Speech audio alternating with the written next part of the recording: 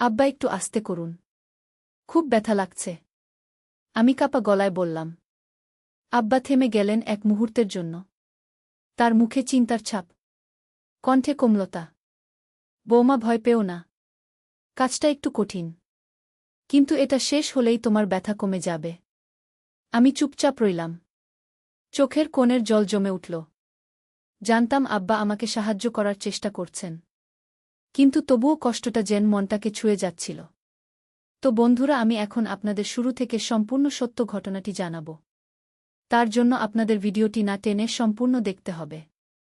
তা না হলে কিছুই বুঝতে পারবেন না। বন্ধুরা, আমার নাম ঈশিতা। আমার বয়স ২-৪ বছর।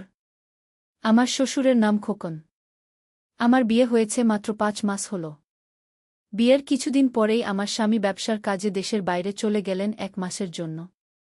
তারপর থেকে বাড়িতে রয়ে গেলাম শুধু আমি আর আমার শ্বশুর। আমরা দুজন। আমার শাশুড়ি মারা গেছেন প্রায় ৬ বছর আগে। তারপর থেকে শ্বশুর আর বিয়ে করেননি। বাড়িটা শান্ত, নিঃশব্দ। কিন্তু সেই নীরবতার মধ্যেও যেন একটা অজানা অনুভূতি লুকিয়েছিল। আমার স্বামী যখন বিদেশে গেলেন আমি একদম ভেঙে পড়েছিলাম।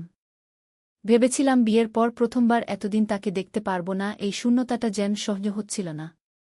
দিনের বেলাতেও মন খারাপ লাগত। রাতে একা ঘুমোতে পারতাম না।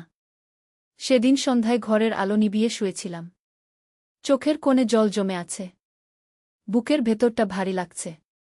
ঠিক তখনই দরজার কাছে পায়ের শব্দ শুনলাম। ধীরে ধীরে দরজাটা খুলে গেল। আমি চমকে উঠলাম।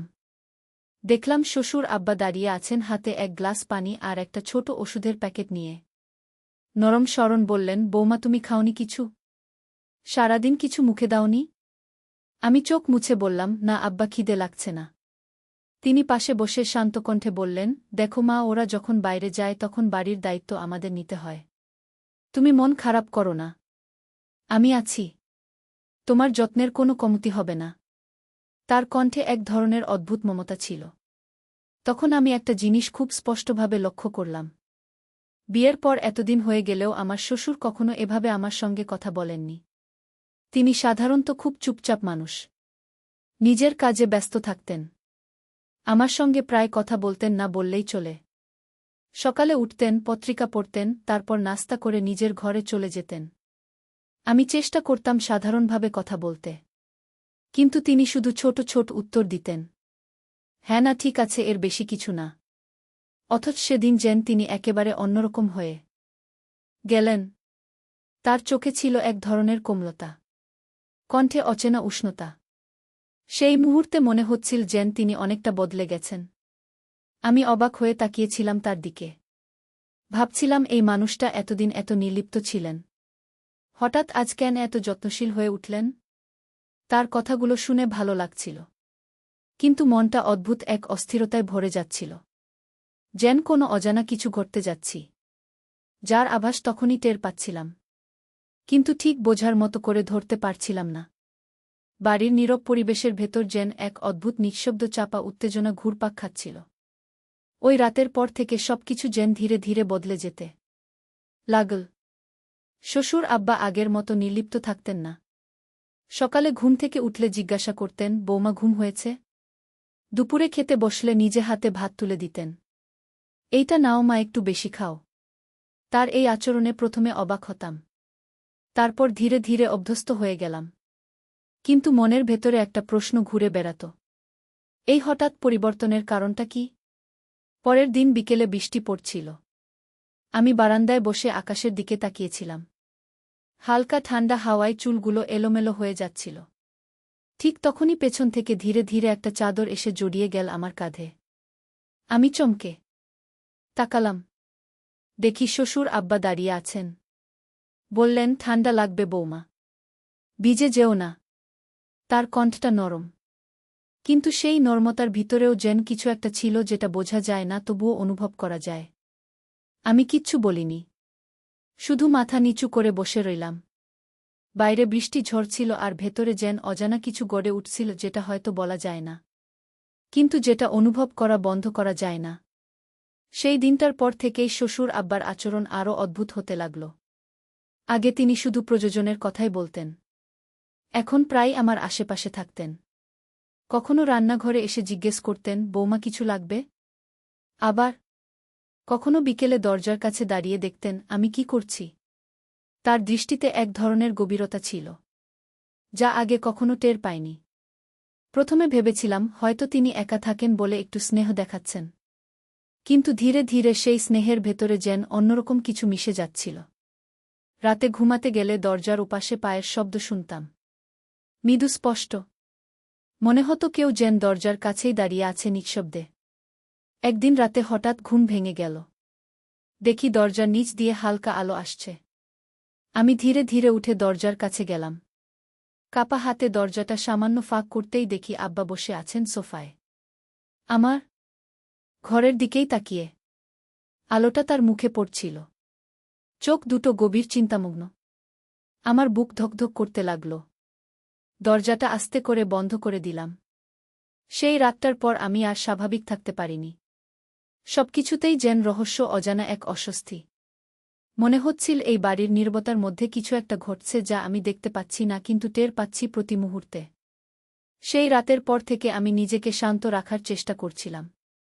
ভেবেছিলাম হয়তো আমি বাড়ির নিস্তব্ধতায় অতিরিক্ত সংবেদনশীল হয়ে পড়েছি। কিন্তু যতই সময় যাচ্ছিল ততই বিষয়গুলো অদ্ভুত হয়ে উঠছিল।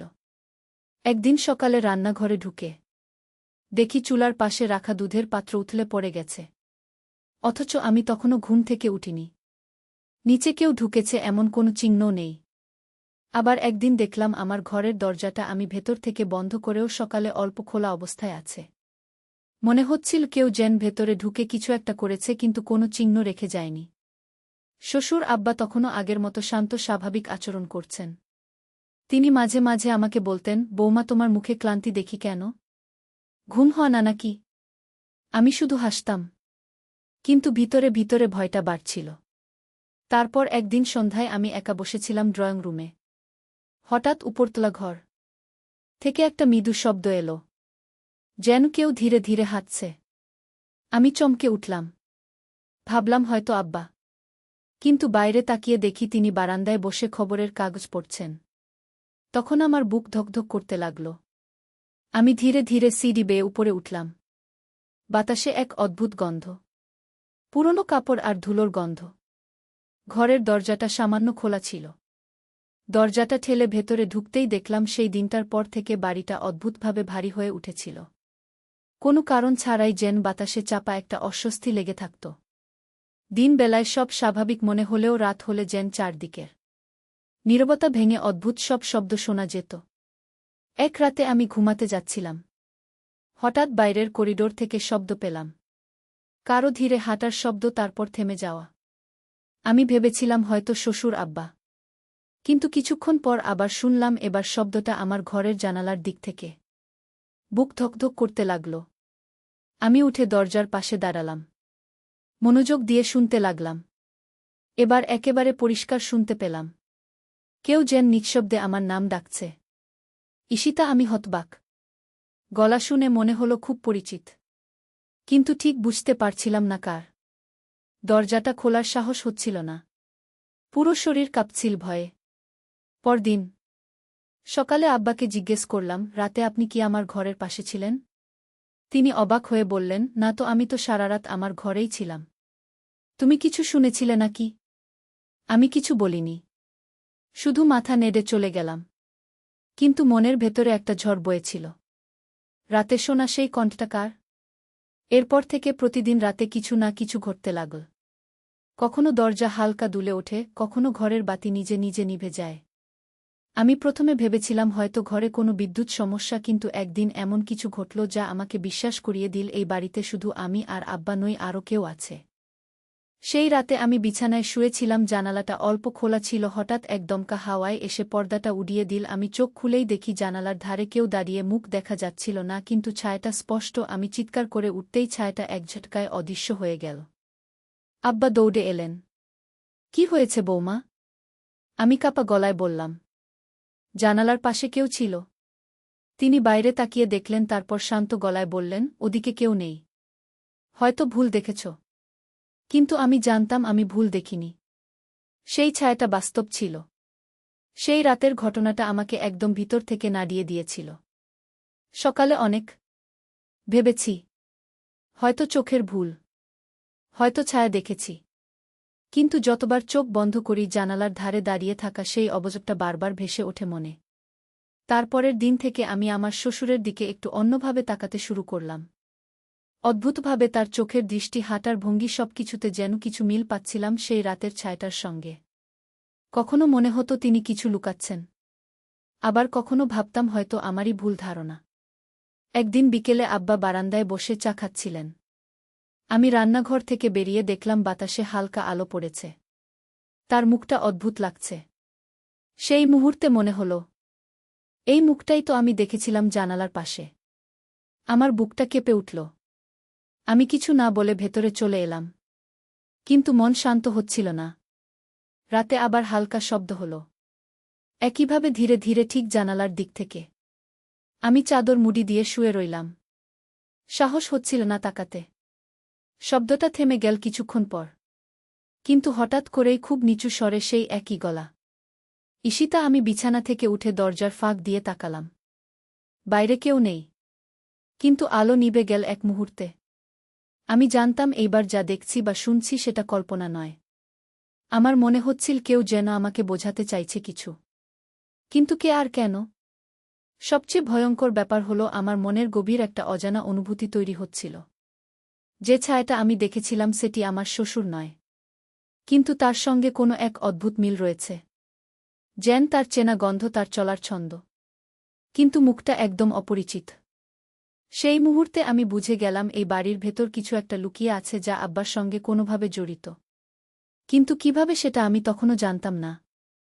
সেই রাত্রার পর থেকে আমি আর শান্তিতে থাকতে পারছিলাম না।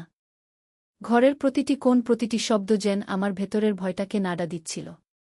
আব্বা আগের মতোই শান্ত স্বরে কথা বলতেন, কিন্তু তার চোখে যেন অন্য কিছু ছিল। অচেনা, গভীর আর ভয়ানকভাবেই চেনা। একদিন সকালে আমি রান্নাঘরে ছিলাম। তিনি এসে পেছন থেকে বললেন, বৌমা, আমি তোমার জন্য চা বানিয়ে এনেছি। আমি চমকে তাকালাম। বললাম, আব্বা, আপনি তো কখনো চা বানান না। তিনি মৃদু হেসে বললেন, আজ মন চাইল। চায়ের কাপটা হাতে নিতেই আমার বুকের ভেতরে একটা কাঁপুনি উঠল। তার কণ্ঠে, তার হাসিতে অদ্ভুত এক মিল ছিল। তো বন্ধুরা, এই গল্পটি কিন্তু এখানেই শেষ নয়। এই গল্পটির দ্বিতীয় পর্ব রয়েছে।